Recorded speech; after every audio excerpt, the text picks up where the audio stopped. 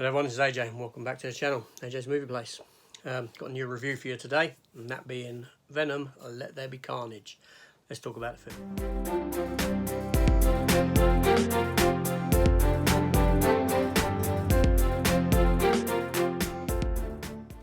Okay, so obviously this film is a sequel to the 2018 movie Venom from Sony Pictures,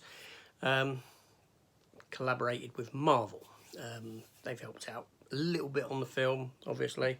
Now, this film sees the return of Tom Hardy as Eddie Brock, Woody Harrelson, who had a cameo in the post-credit scene of the first one, stars as Cletus Cassidy, aka Carnage. Michelle Williams returns as Anne Weying. Naomi Harris stars as Frances Barrison, or Shriek, villain. Reed Scott as Dr. Dan Lewis, and Stephen Graham stars as Detective Mulligan. Okay, so let's talk about this film. Now, for the purposes of this film, or for the purposes of this review, I'm taking away the end credit scene, ripping that up, screwing it up, tossing it in the bin. The end credit scene obviously gets you super hyped. I won't spoil what it is if you don't know. But for the purpose of this film, that is all it is, an end credit scene, advertising the future of this character. So, but let's talk about this film in itself. Okay, so the film was directed by Andy Serkis, as you know, the actor who played Gollum, Kong. You know, we know Andy Serkis, he's been in the MCU. He came on board as a director. Tom Hardy does have a writing credit on the film. Yeah, I don't know if it's a good thing or a bad thing. Let's go with the latter. So the story for this film catches up with Eddie Brock, and he's learning to live life with this symbiote joined with him, the duo, learning to come to terms with that and cope with this thing. He is split up from Michelle Williams' character in the film. They're no longer together. She's moved on and engaged to another individual. You know, you find out as the film progresses.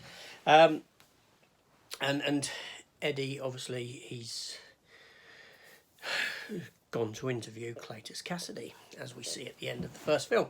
Woody Harrelson with red hair, but not with a stupid wig, as stupid as in that first film scene.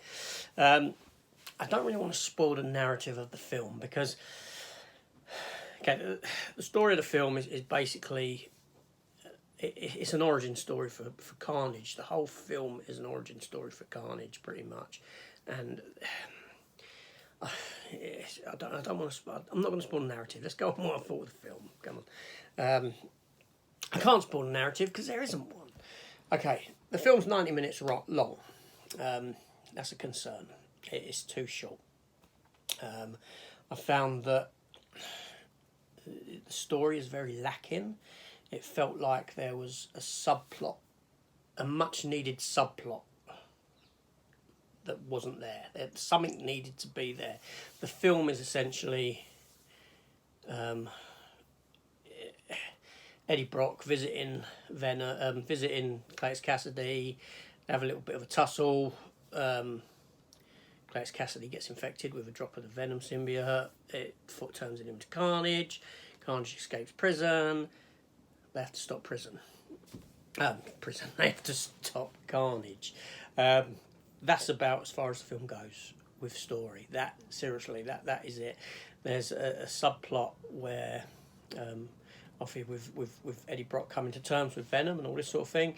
There's a fight scene between Eddie and Venom. Yet the symbiote sort of, the symbiote's in him. It's fighting him. It's, you know, the Venom symbiote's coming out and they're having a tussle. It plays much like something from the TV series Bottom with Adrian Edmondson and Rick Mayall. It's of that sort of ilk of yeah, it reminded me of Bottom. Let's just put it that way. So yeah, the effects look great.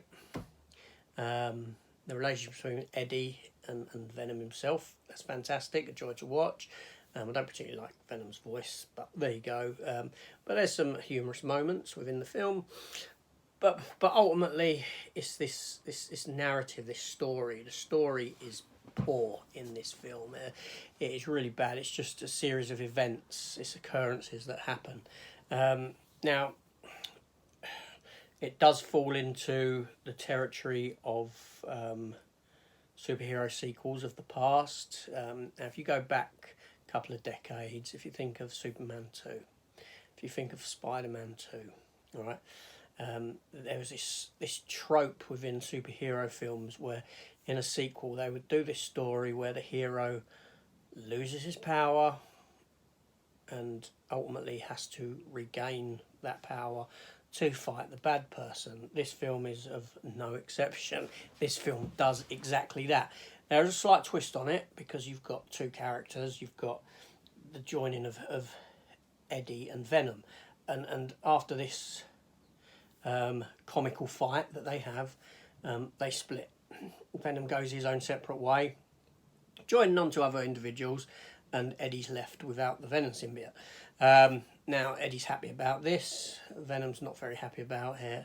And so you do have a twist on this superhero sequel trope. But ultimately, it's the same thing. It's something that you've seen before, that these characters, they lose their power, in this case, either the opposing identity, and they're coming back together to fight the big bad. So the film it lacks a narrative. Now, Stephen Graham, the actor, stars in the film as a detective. There is a sort of twist at the end for him, which I shan't spoil, which could open up into a sequel. But ultimately, this film plays like the first film. It's Venom fighting another symbiote, in this case, that being Carnage. Tom Hardy's very good in the film. He's a joy to watch. Woody Harrelson, fantastic. He's perfectly cast as Cletus Cassidy. Now, the story of the character Shriek is signposted from the beginning. What's going to happen, pretty much. If the writing is that lazy that you've got this character who screams and makes extremely loud noises while screaming. She's in a relationship, or she's got a sort of nutty relationship with, in love relationship with Cletus Cassidy, but yet loud noises and this sort of thing affects the symbiotes.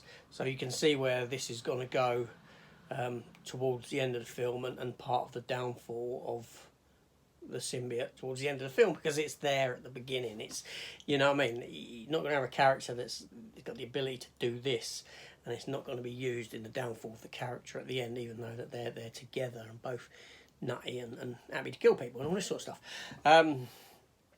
So yeah, the effects in the film are fine. I think there's an improvement in the effects. You can see what's going on in the fighting, because obviously Venom is black and Carnage is red.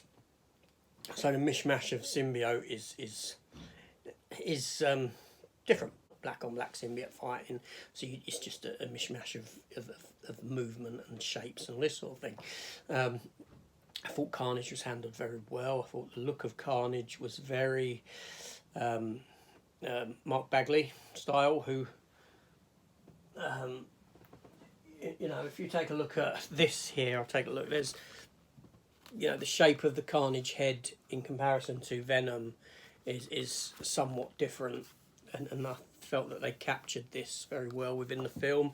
And the look of Carnage, Mark Bagley was the artist when Carnage first came about. Yes, I felt that was handled very well, the look of him. But ultimately, I mean, don't get me wrong, I had fun with the film, but the film was wholly lacking it was wholly lacking something, and that something was a stronger narrative, a much needed subplot within the film, to stretch out the runtime. 90 minutes is very short for a film of this type, and I can't believe that they've gone with a 90-minute cut or a 90-minute version of this film. It's crazy. It's just that story. I want character. The film's got the laughs. It's got the action. It's just over without anything actually happening. It's just this origin story of Cletus Cassidy becoming Carnage and fighting Carnage. There's nothing else. There's no motives in the film for Cletus Cassidy. I know he's a serial killer, he's a nutter, and all this sort of film, but there's just very lacking. Like I said, the film does set up two potential sequels, as I said. One with Stephen Graham's character and one with the other ending that I don't wish to spoil if you don't know what it is, although it's all over the internet anyway. But yeah, so anyway, so the film is very sort of middle ground. I thought the first Venom film was better. There are improvements within this, the interactions between Eddie and Venom when they're looking at each other and all this sort of thing. It feels better and the effects are somewhat better and all this sort of thing. But ultimately, I need story. I need a story. I can't just go in with a visual and nothing. No, you know, you come out feeling kind of empty. This film is very empty. It's just style. It's style on screen with no substance to it whatsoever. Venom, Carnage, was ultimately wasted towards the end.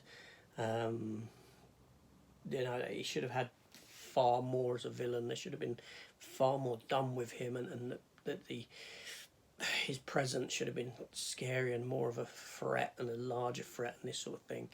But ultimately, you don't get it. So the film for me was an enjoyable letdown. That's the best I can say. An enjoyable letdown. I wasn't bored. I will watch it again. As a completist, I will get it for Marvel stuff because I'm a big Marvel fan, obviously. But ultimately, yeah, it was forgettable fun, and came out of the cinema like, well, that's it. All right, on to the next thing. Yeah. So anyway, well, thank you for watching. Please consider subscribing. Hope you enjoyed that review. Hope I haven't spoiled the film for you too much. And I'll see you next time. Take care all, and goodbye.